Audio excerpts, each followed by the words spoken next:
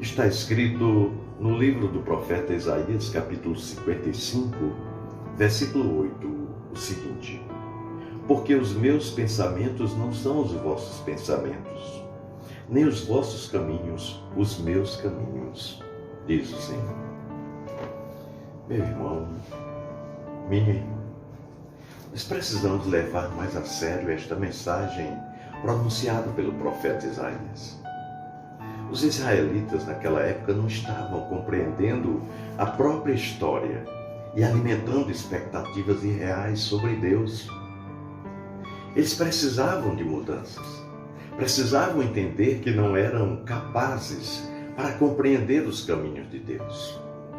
Eles precisavam entender que nada entendiam a respeito de Deus. Eles precisavam crer, depender e renderem-se a Deus. Nós também precisamos levar mais a sério esta mensagem. Isso porque já elaboramos demais as afirmações bíblicas e já escrevemos teologia demais. Pois é, porque já organizamos demais nossas igrejas e já definimos demais as doutrinas que nos guiam. Porque nos acomodamos demais à nossa própria história, à nossa própria experiência, aos nossos ritos e liturgias, regras, normas e costumes. Nós agimos como se já soubéssemos tudo o que precisaríamos saber e nos fizemos cegos para evidências tão claras de que algo está errado entre nós.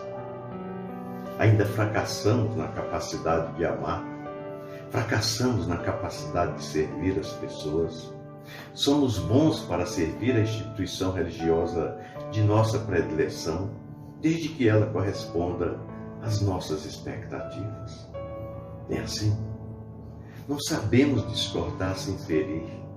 Temos medo de abraçar pecadores como se não fôssemos pecadores iguais. Temos medo de que algo corrompa a nossa fé, como se o evangelho que nos alcançou fosse vulnerável ao mundo, a este século. Acreditamos que somos os guardiões da pureza e da vida e queremos combater, aniquilar, se possível, aquelas pessoas consideradas impuras.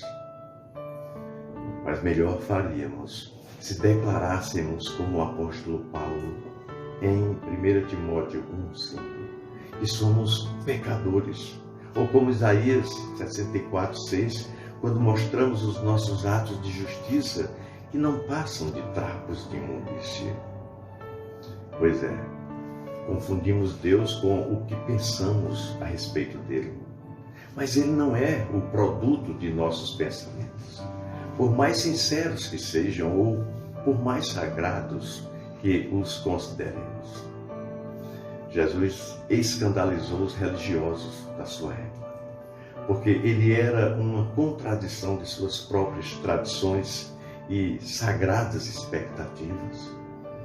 Os heróis de suas parábolas eram anti-heróis na visão dos religiosos do seu tempo. Eram pródigos, samaritanos, publicanos, pecadores e pecadoras. Foram estes que representaram as atitudes e os corações adequados ao reino que ele veio anunciar.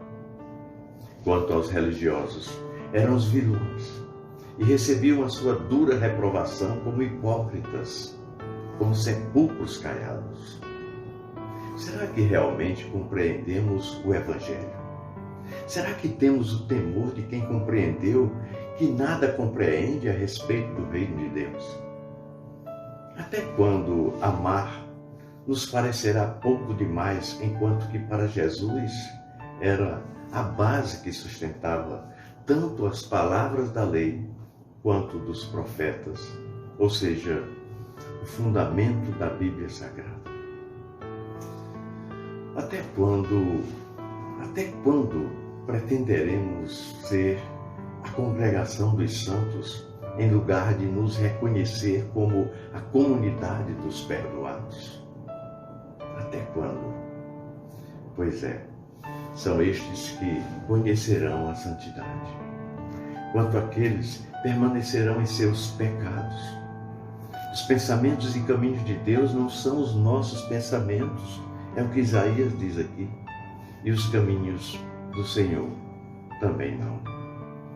Não eram antes de nos tornarmos cristãos e continuam não sendo depois que nos tornamos.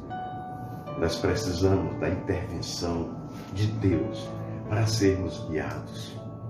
Mas enquanto o amor e a graça e a misericórdia não dominarem o nosso coração, não seremos ouvidos e nem teremos ouvidos e nem olhos para seguirmos pelo caminho do Evangelho de Cristo. É assim. Nós precisamos ter o cuidado de não ignorarmos a nossa própria ignorância. Deus abençoe sua vida, meu querido e amado irmão, e a sua família também.